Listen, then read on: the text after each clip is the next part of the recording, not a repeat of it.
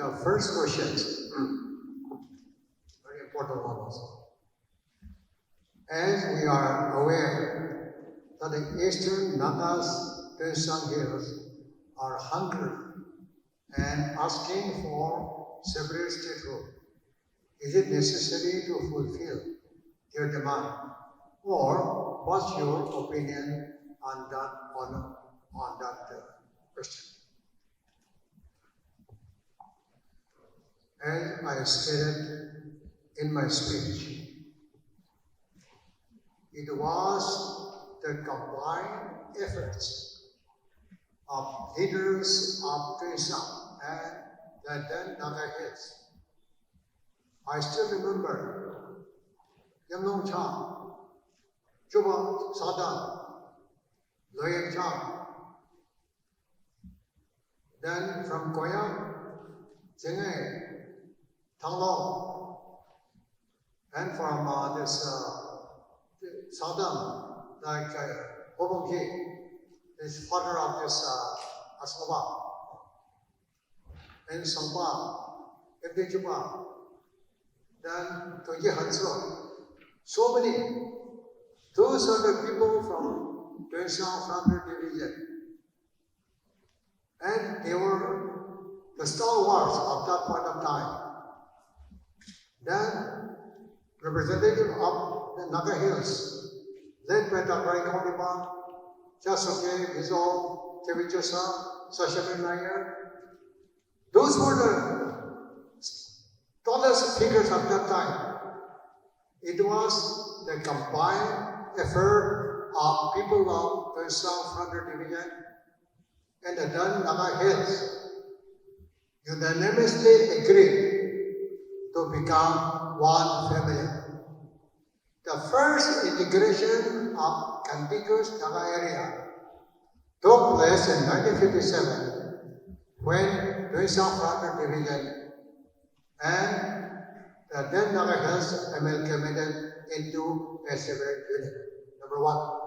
That means Nagaland is the child of both 16 tribes of Nagaland. They are also instrumental in making Nagaland a reality. So you should remember that Tuensang, now Frontier Division, was also instrumental in making Nagaland a political reality. That's number one. Secondly, since it was part of NIFA, there was no democratic system. Tuensang Frontier Division was governed by one deputy commissioner and two vices. But after formation of NHTA, Regional Council was first formed so that they can deliberate, discuss, debate in that Regional Council about their domestic problem. Ample opportunity was given to the representatives of Tuensang and more than that area at that time. That is second. Thirdly, from the very inception of the state of Nagaland, they were represented in Nagaland cabinet. During interim period, they were represented as executive council in charge, and we always made that the senior minister from that area is in charge of Tuensang area. So from the very beginning, they were given opportunity as ministers, as MLAs. Thirdly, in order to broaden their outlook on horizon outlook, we have made 5 members of parliament from that area, like Kewang, like Asmaba, like this Chang, Siem Chang, Wang Yong, all of them, and the present one also in registration, they're all from that area. So as far as Nagas are concerned, we have always ensured that people people of that area play a very important role, not only in Nagaland, but in the national political arena. Fourthly, all the important portfolios like B2W, PHE, education, RT, their ministers, you're in charge. So as far as the approach is concerned, we were always accommodative. We have never discounted them as backward. And therefore, my only opinion is, yes, developmental activities have to be, I think, expedited in that area. Roads and communication, schools, healthcare system. This should be, I think, attended to on priority. But the strength of Nagaland, whether it is the present Nagaland or elsewhere, depends upon the unity of all Nagaland. And therefore, MPO's leaders should realize that their future is in Nagaland, not outside. And it is, as an old man, I pray that it was a dream of their leaders of yesterday years to have a united, strong, peaceful, progressive Nagaland. And my only advice is, yes, we shall consider that economic problem, but politically, we should not divorce it. That is my view. Corruption. Now, in Nagaland, corruption has become a culture. Why? During election, we have commercialized politics. Even voters, they don't look to the quality of the candidate, but they look to 500 notes, 1,000 notes. And is it not corruption? They were supposed to choose the leaders according to their conscience. But they have sold out their conscience with money. Now, obviously, when votes are sold, the purchasers have to borrow money and buy. So, the Naga public has made, Naga electorate has made, Nagaland Assembly is a congregation of, what will they do? They'll discuss only their debts. No time. Immediately they go. They are not agent. So when they have borrowed so much of money in the first next election, where is the time, chance, space to discuss about Naga problem? When you cannot solve your problem, where is the time to talk about public? What's about to think about roads? Number one, you want good fruit.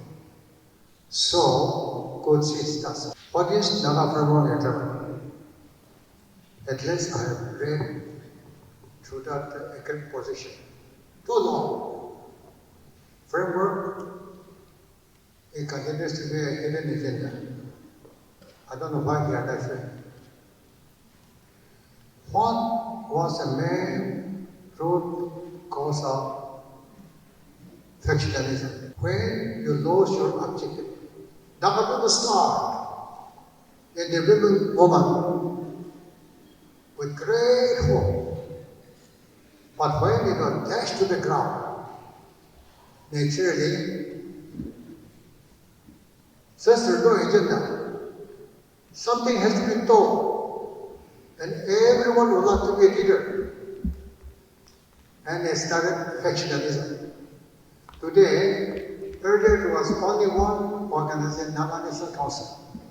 Today, there are 24. And Nagaland is a land of prime ministers, presidents, commander-in-chiefs. Nagaland is a land of governments with no governance.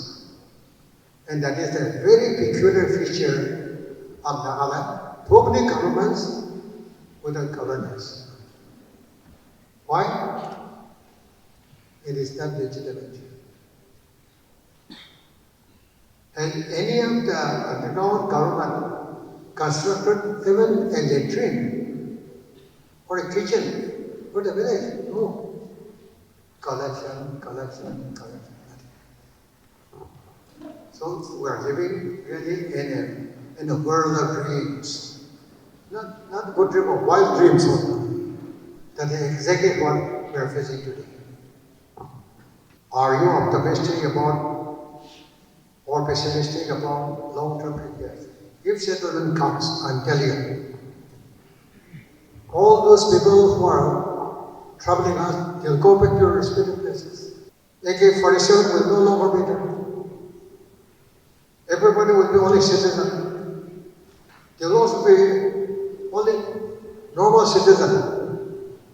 And therefore, once settlement comes, Naga people will be free to think what is best for them. No, there's no freedom to think.